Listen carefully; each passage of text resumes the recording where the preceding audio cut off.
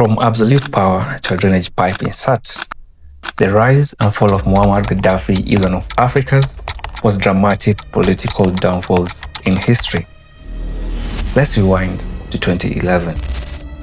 The road to his death began with the Libyan civil war, which began on 15 February the same year, where a widespread protest against his 4-decade-long rule erupted.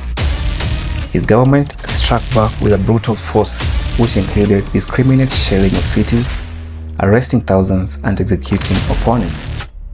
What began as a protest quickly turned into a full-scale rebellion that spread across the country, with the forces opposing Gaddafi establishing an interim governing body called the National Transitional Council, NTC, which was the political face of the revolution.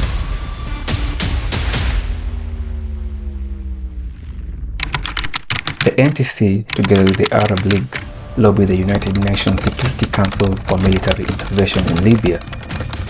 On March 17, 2011, the UN Security Council passed the Resolution 1973, which would grant NATO legal authority to enforce a no-fly zone over Libya, conducting airstrikes to protect civilians and support the opposition. NATO intervention was decisive in crippling Gaddafi's forces and tipping the war in the rebels' favor.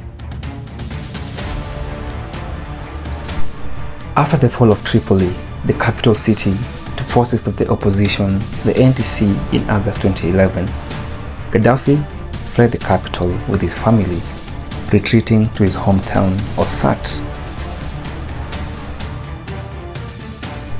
2 months later, after escaping Tripoli, his forces were ultimately cornered in Sirte, and his escape attempt was thwarted by a combination of NATO airstrikes and ground attacks by the NTC forces. The once untouchable strongman was dragged from a drainage pipe, beaten, and killed. But why was he killed?